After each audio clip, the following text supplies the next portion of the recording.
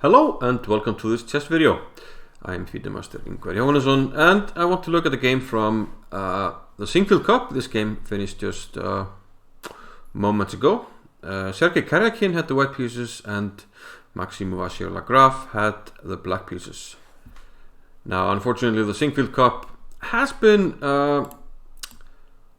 kind of a disappointment. There have been a lot of draws and probably not as much interest as usual because of that. And so far Magnus Carlsen has yet to win a game of chess, classical chess, in this tournament. And yeah, I think in the first 32 games we had 30 draws. Something similar. But today we had some interesting games, and including this one, Sergey Karjakin with white, the Minister of Defense, against Maxime Vachier-Lagrave. And Karjakin opened with d4. Now Maxime is a very principled player. If you open with e4 against him, you'd better have something against c5 and the knight off. He will play this almost exclusively.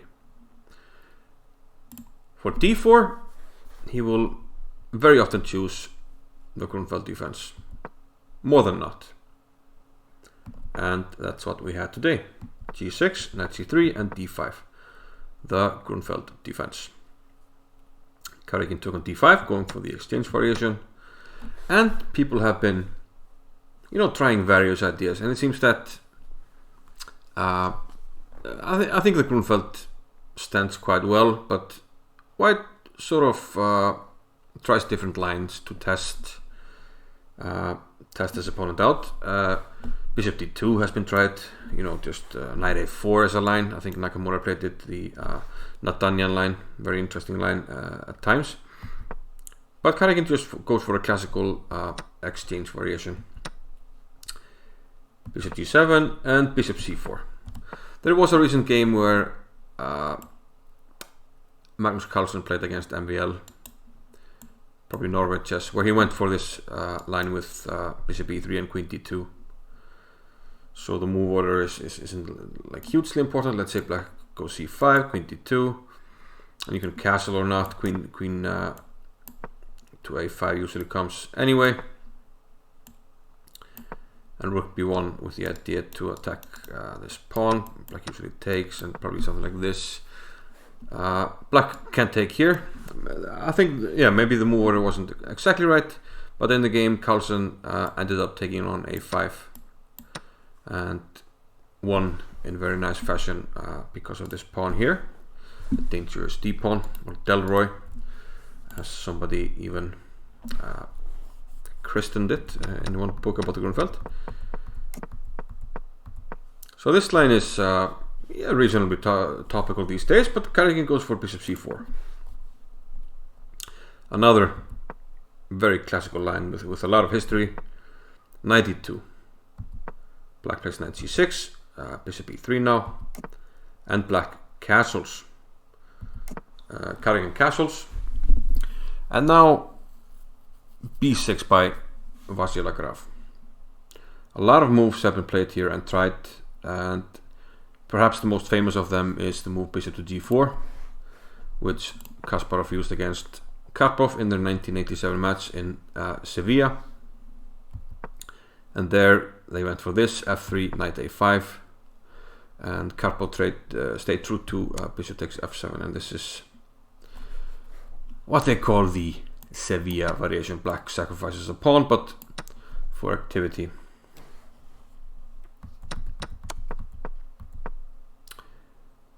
Another move here is queen c7, which has more recent theory concerning that, but Vachier-Lagrave goes for b6.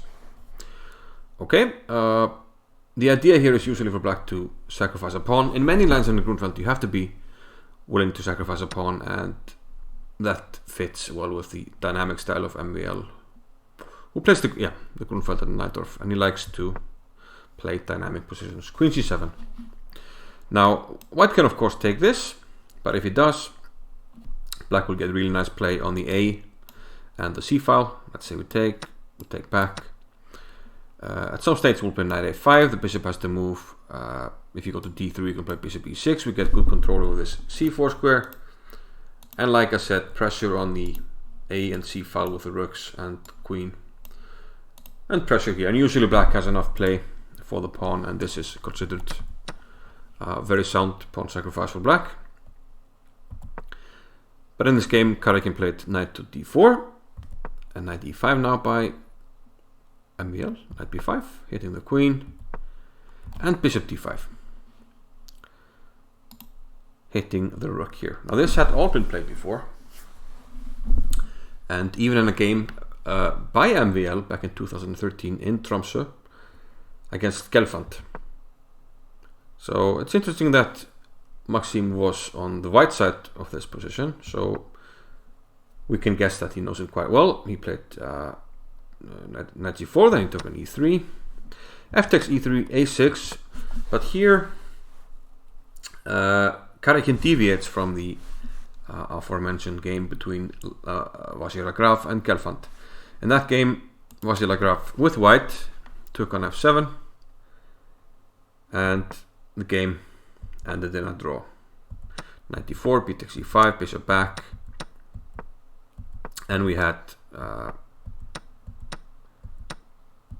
some trades and then a perpetual. But it seems that Karjakin thought he had an improvement, and he played knight to d4. Okay, so the rook is still attacked. Bishop e7 looks suspect because of c6. So MVL took on c5, more dynamic move. Rook b1 first here by Karjakin, going to the open file. Queen a7. Now knight to c6. If we take on a8, there's c takes d4, and once we move the knight, we have time to take here, and black gets compensation, so Karjakin prefers to keep the knight. Well, actually, and this is sort of, the first point where we see that black would rather have the version where he takes on d4 with a c pawn, and then takes on e3, and then he opens some files. The queen becomes better here. But after knight c6, white is going to give the knight away on e7 instead of d4. And, well, this nets him a pawn and also prevents black from opening lines. Nonetheless, after bishop h3, black is winning back the exchange. And we have this position. Bishop takes e3, and queen takes a6. And I do kind of suspect that this was Karjakin's preparation. He wanted to play this ending, test this ending, which is of course better for white. He's off a pawn, probably only white can win. Strong bishop on d5, and the main trump is the a pawn, which can be really dangerous, especially because the strong bishop is covering the queen square. So this ending looks actually quite tasty for white. Let's see what happened. Queen came to g5, threatening to take on e3 when the floodgates open, so white defended. Queen to e2, king h8, king g2, f5, naturally trying to trade some stuff off. Queen d3, bishop came back to e5, it was attacked. Now rook to f1, king came out to g7, and now we have some trades. But now the pawn starts running. Pawn to a4. We have more trades. King takes to keep an eye on the e3 pawn, of course. And now bishop d4. And this disrupts the queen's protection of the bishop. And now the queen is attacking bishop. And bishop to c4. And again, this c5 pawn is kind of in the way, because the bishop does not protect the hugely important a7 square. It's hard for the bishop to come back to stop the pawn, and that's crystalled in this variation. If you take on e3 with the queen, usually when you get opposite color bishops, it's draws, but here the pawn is in the way. There's no way to get this bishop back in time to stop the pawn. Even here the bishop is being stopped, so it can't get back in time to cover a7, and white simply queens the pawn. Touchdown! A pawn. So, he took with the bishop on e3.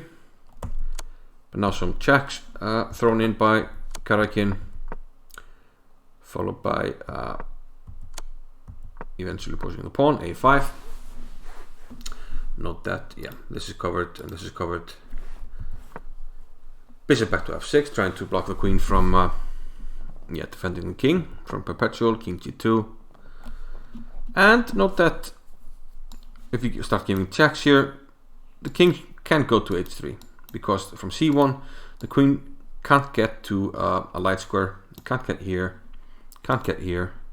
And the bishop is covering f1, a square that otherwise black would make a check on. So the king is safe on h3. So the perpetual situation is under control by white.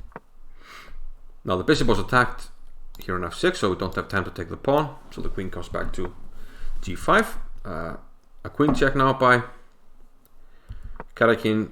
Bishop to g7. And queen f3.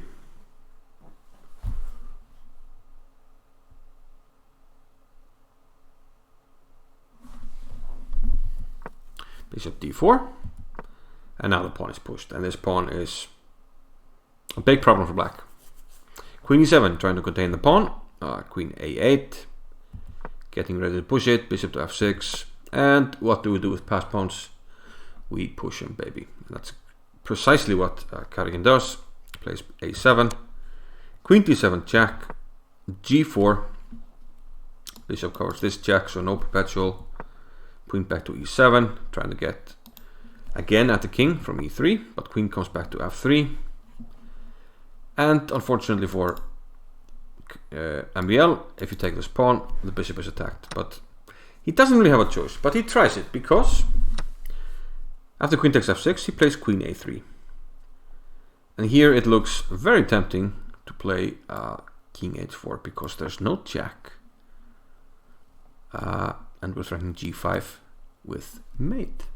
If queen here, mate as well. But this would have been a tragic blunder, because after queen g3, whichever way we take, I can't make a move for black legally, so it is a stalemate. Which would have been funny, because Karjakin managed to stalemate himself in an earlier round against Carlsen, so perhaps he was aware of the stalemate rule in chess, and he played bishop d3. Now, once again, black wants to get rid of this c-pawn. It's in the way earlier in the game, and now it's in the way because we can't sacrifice the queen, because we have the c-pawn. So there's no stalemate. If we didn't have the pawn, again we would have queen g3, but now we simply can't stop the threat of queen f8 and g5. MVL tried queen d4, pinning the g-pawn, but of course he was just allowing Karjakin to finish off a nice game and a nice combination, and he allowed him to deliver the mate after queen f8. He played queen g7 and allowed the mate with the pawn to g5. Checkmate. Thank you very much. A very nice game by Karjakin, and seemingly very good preparation, which shows the lengths that these guys very often have to go to win a game at this level. They know each other so well, and here they're playing a game where Vachier-Lagrave already knew the line well, was playing it even with white, and probably thought he had everything under control, but Karjakin found an idea to test him, and seems like it worked in this game, and his execution was beautiful, and it was instructive how the c5 pawn in many cases in this game was simply in the way. And yeah, that's my presentation of this game. Hope you liked it, and hope to see you soon. Bye bye.